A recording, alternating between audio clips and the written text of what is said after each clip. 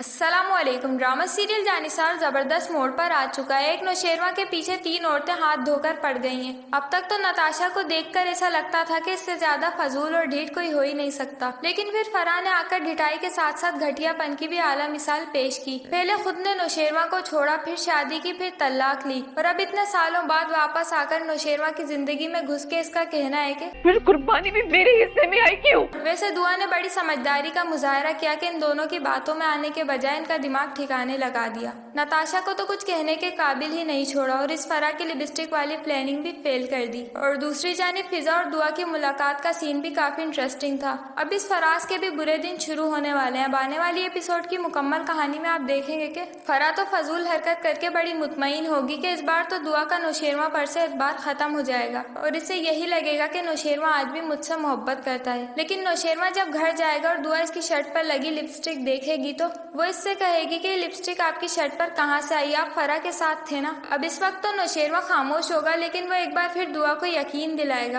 और फराह की प्लानिंग बुरी तरह चौपट हो जाएगी। और फराह तो बड़ी खुशी से दुआ को कॉल करेगी और इससे कहेगी कि अब तो तुम्हें यकीन आ गया ना कि नौशेरवा मेरे साथ था। दुआ कहेगी कि वो तुम्हारे साथ नहीं थे, बल्कि तुम जबरदस्ती इनके पास गई थी, और अब वो मेरे साथ हैं क्योंकि बीवी का दर्जा तो मुझे ही हासिल है और अपना तारुफ तो तुम्हें पता ही होगा। दुआ की बातें सुनकर फराह तो दंग रह जाएगी, लेकिन इसके बाद भी इसे सुकून नहीं मिलेगा और वो फिर नौशेरवा को कॉल करेगी। नौशेरवा इससे कहेगा कि तुम्हें क्या लगता था तुम्हारी इस हरकत से दुआ मुझसे दूर हो जाएगी। फराह कहेगी कि तुम इस 2 टके की लड़की के लिए मुझे जलील कर रहे हो, सब जानते हैं कि तुम उसे कहाँ से उठाकर लाए हो। नौशेरवा कहेगा कि दुआ के बारे में अगर एक लफ्ज और कहा तो मैं भूल जाऊंगा कि हमारा कोई रिश्ता था।